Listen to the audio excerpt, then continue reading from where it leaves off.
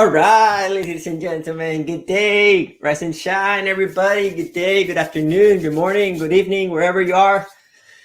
My name is Federico from the Rum Lab here at Zavi.co. Very excited to be here with my friend Nicholas Feris. Nick, say hi. Hello, everyone. All right, let's do that again. Ladies and gentlemen, I have my friend Nicholas Feris. Nicholas, say hi. Hello. Greetings from Seattle. All right. Oh, it's actually officially we're back to rainy Seattle, which is good. Yeah, thankfully. I was joking with a couple of friends today about like how good it is to have rain back. There's a lot of benefits of having some nice rain. Even like hearing the drops in your ceiling feels like meditation music, which is pretty cool. Well, really quickly before we start, or so we can start, let me go over our today's slides. As a lot of people already know, or whoever's here for the first time, welcome. To your right, you have the chat box. There's a lot of activity right there right now, which I love. I want to say hi to Scott, Kirk, Maggie Campbell. I see Sang, Seer, Dave Russells, Gail Seal. Oh, wow. Well, I see John Atkin won't be able to join us today. Celebrities. Kurt, I don't know if we've met before, but if not, nice to meet you and Chewy. At the same time, there's people from Vancouver, BC, Carl, which is nice. But really quickly, we got our chat box. If you have any questions during the live stream, make sure to share them down below where it says ask questions. We do kindly ask everybody to share the event. It'll be awesome. We have today's agenda is going to be 30-40 minutes with our main presentation, 1 or 2 minutes with contact information, and then 20 minutes or our next events, and then 20 minutes on our Q&A, which is our Rum on Clock. Enough said. Today's topic, Jamaican rum in the line of fire with Nicholas Feris. He's a U.S. importer, a good friend as well. He's actually one of the person who welcomed me here to the beautiful Pacific Northwest. But let Nicholas talk a little bit and be the showman right now. Hi, Nick. Hey, Federico. Thanks for having me. And hello to everyone out there. So in Seattle, right around 2008, I was drinking rum, but we didn't really have a selection. And so I got tired of just seeing, U.S. Virgin Island rums, Puerto Rican rums, and took it upon myself to change that. And wait, you're tired of Puerto Rican rums? Wait, don't well, say that. I used to drink quite a bit of it. I was very fond of the dancing that happened after drinking it. But in Seattle, we didn't have a big selection. It was a control state back then, and I decided to go out and do some learning. Made some trips to the Caribbean, and really networked with some of the state stores, some of the industry, bartenders, bars, and created the Rum Collective. And the Rum Collective was really an education-based group, both online, and we did lots of tastings. And over time, I happened to bring in about 24 rum brands into Washington State with the help of some of the people that I was networking with. And I took that model and I reproduced it in Michigan, in British Columbia, and Canada, and saw that, through education, through tastings, showing people really that there's a lot of things about rum, a lot of rums that people weren't aware of, didn't know that they didn't know, were available, could be made available through this process. So kind of starting on the inside and helping industry and consumers kind of open their horizons to what was going on in the Caribbean. So that's kind of my early story as far as how I got involved with rum and made it a big thing before Seattle had rum designated bars, before we even had bars that cared about rum. I was doing a little bit of groundwork here, and I was inspired by people that I had met in the industry, and kind of wanted to take that passion and that enthusiasm and bring it to the Pacific Northwest. Well, and you've been involved in different groups as well, right? There's a group that you participated with Dave Russell as well, and you've been a judge for many events as well. So I say that you have been a big advocate for the rum industry in the U.S. and Canada for sure. Yeah, we early, I was doing a lot of, blind tastings at competitions in the Caribbean, internationally. The International Rum Council was founded, by Bob Davies, Dave Russell, myself, Mike Streeter, and Carlton Grooms. That has since dissolved, but that same interest and passion and sharing information about rum, helping other people get to know what real rum is, has always been there. Right. Let's start talking about Jamaica. What was the opportunity that inspired you to focus on Jamaican rum, and why Jamaican rum? So I wouldn't say that there's a particular opportunity that came about. I was very inspired by a few trips to Jamaica, and had a lot of passion to show people those rums. And after a whole bunch of kind of failed attempts at getting people to buy into my passion about rums that I thought people should be drinking, a lot of big importers, I got frustrated with doing that and decided to do it myself. So I created my opportunity in the same way that I think it was really inspirational for Ian Burrell creating his position. And that's what I did for myself with Valhalla Imports, the import company that I started. So I just kind of got tired of trying to help other people understand what I already knew, and wanted to take it to the next level. And so what does the Valhalla import means? What does the word Valhalla mean? Valhalla, it comes from the Norse mythology, and it's basically kind of like an afterlife where you get to drink with the gods for those who make it there. Kind of the choice. I'm mostly Norwegian from my family, so it kind of made sense. And it was also, why wait to die when you can drink like a god and have great rum while you're alive. So I'm not a big fan of the ideas of afterlife, but I do love people who love to enjoy life when they're here. So bringing great rum, traditional representative of the island kind of rums, that's what I'm about as far as kind of my MO for Valhalla Imports. Well, cheers to that.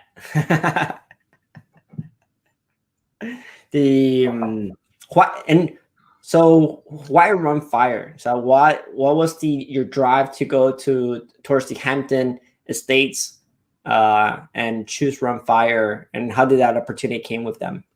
A lot of responses that I could give, but I think my relationship with Rum Fire kind of started with just senses, smell and taste. I was in Miami judging a double-blind competition there in 2010, and that's when I first learned about it, just by smelling it and tasting it. And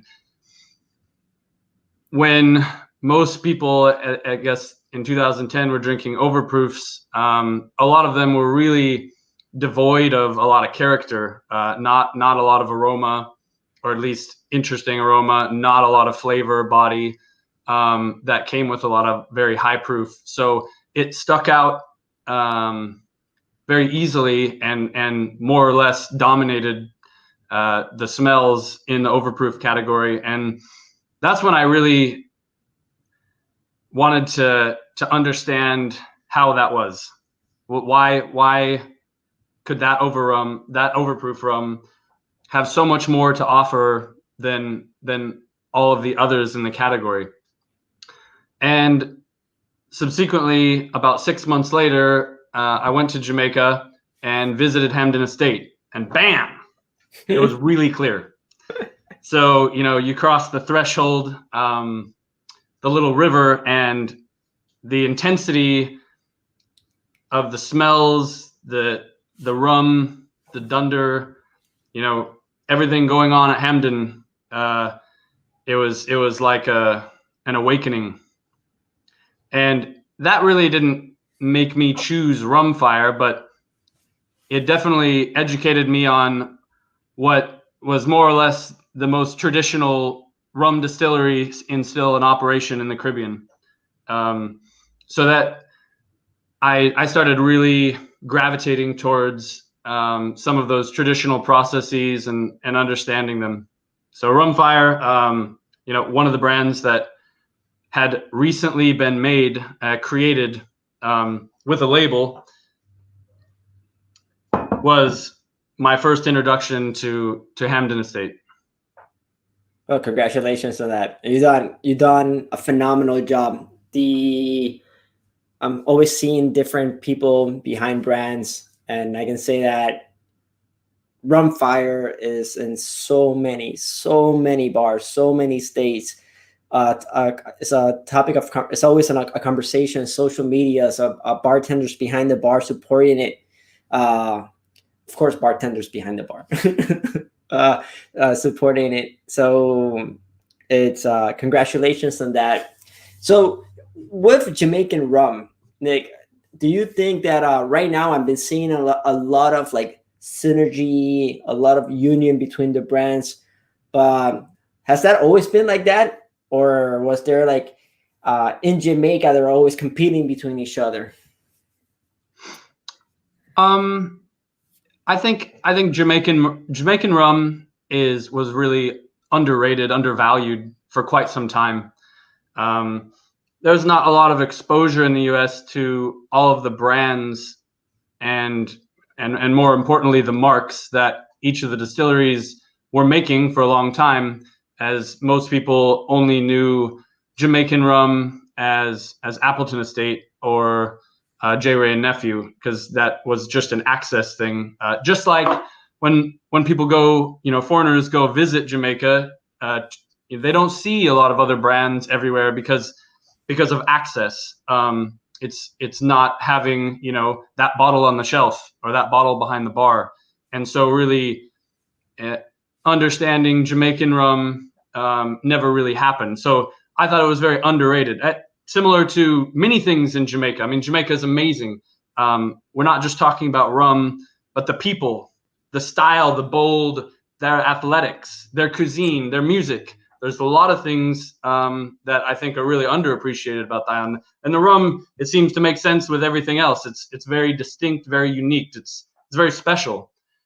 One of the reasons, as far as the rum, is they care about it. They have a law that specifies how many nations have laws that say we don't want anything else in our rum except for rum. You can't count them on one hand because there aren't any. So I think with Jamaican rum, it's very special, something that I wanted to share, give access to other people. Between distilleries, I mean, everyone in Jamaica, they're making good rum. I don't think that, there's definitely competition, but I would say that, between distilleries in Jamaica, everyone's making a really good product.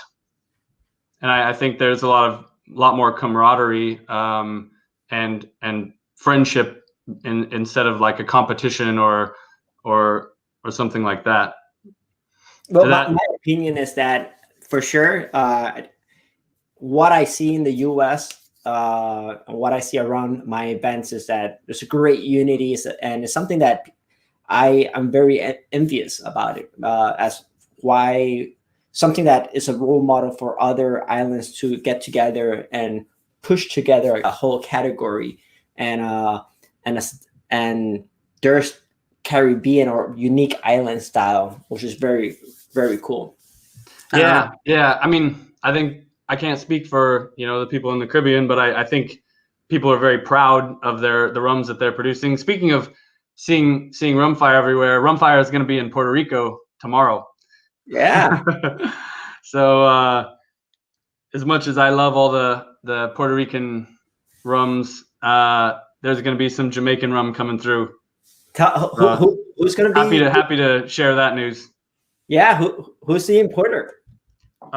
It's I won't say the company's name yet, but it'll be published soon. Yeah, no, that's great news. So that's awesome. Really, got Rum Fire into Grenada, Rum Fire into a few other Caribbean islands, and like the U.S., a lot of people have never heard of it, have never tasted. How can this be rum? Where is this made? So a lot of the same curiosity and excitement around Rum Fire happens everywhere. It's a beautiful spirit. So the title of this seminar or this live stream is Jamaican rum on the line of fire. Why do you think Jamaican rum is on the line of fire? Yeah, it's a fun play on words. I mean, it's fire, man. It's intense. And overall, I think as a category, Jamaican rum is definitely shining.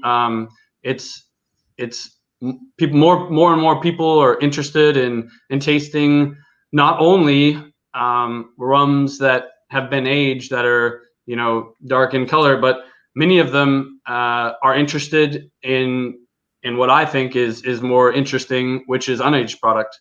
The unaged spirit showcasing the variety of different marks that the distilleries are making, and I think that's where even the category will grow from an age standpoint, but I think more and more people will start paying attention to unaged products coming from Jamaica. Yeah, I'll put money on it. Well, I mean, I already put money on it, but but yeah. So I mean, for example, with Rum Fire, one of the great things about Rum Fire is it's so perfect for Jamaica, and the legend, the story, the unbranded brand that Rum Fire was before it was created by the family, the Harris Hussey family, in 2009, was really the story of stolen rum in the parish of Trelawney. People trying to make extra money, the Caribbean's poor.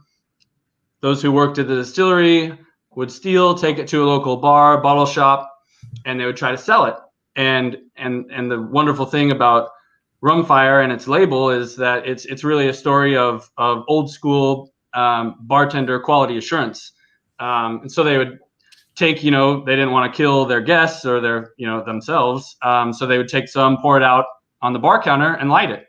And, if it's not overproof, then it's not rum. So one, they wanted to make sure that it ignited, that it lit. And two, they wanted to make sure that, they were getting ethanol and not, a lot of heads or tails, other alcohols that burn differently. So ethanol, Rum Fire, take a little bit, put it on your counter, light it, be safe. But it burns with a red and blue flame. And this is the story behind the label. So that stolen product before Rum Fire was created was called John Crow Bati. So John Crow, like the blackbird, and then the shit out the crow's ass was Bati. So John Crow Bati. And in the parish of Trelawney and the surrounding areas where the stolen product was going, everyone started developing a lot of interest in that really high, funky note that a lot of people describe Rum Fire as. And so when Rum Fire was created, it was basically to say this is the original Trelawney rum. This is the John Crabati, you know, that was being poured at all the local bars that everyone wanted. But now it has a label. Now it has a name. And all those, you know, stolen products, they're all coming, you know, from Hampden. So that's the wonder, you know, I think there's not a lot of really interesting stories or true stories that come from a lot of brands, but and I'm not so big on stories, but that's a great story to tell, and it's a great conversation starter about the product, and it explains the label, so those who don't know now know. And you know, when I first brought Rum Fire into the U.S., you know, it's funny that a lot of people, you know, turn their noses down at the label and didn't really understand how Jamaican it was, and how it pointed to a story. But most of the people, after they have it in cocktails, they taste it. People who are familiar with good quality made products, you know, they understand. And the consumer is maturing, you know, away from don't judge a book by its cover. So I'm still a big fan of the label. Well, there's two labels. There's also the label for the UK is different, right? For Europe. So this product, the Rum Fire, the one that was in Europe previously was Rum Fire Velvet. So it's a slightly different juice inside, and the label obviously is very different. It's, you know, a purple, white, silver label. But I can't really speak too much to that. But this was only in Jamaica, and the Rum Fire Velvet was in Europe in certain parts for a short period of time. Okay, I do want to share something. Actually, today we brought out Nicholas Feris came out on a video interview on the Rum Lab, and I want to show that really quickly. Let's see Nick talking here in action. Hi, my name is Nick Feris, and Ball Hall Imports, my company, and I represent Rum Fire in the United States.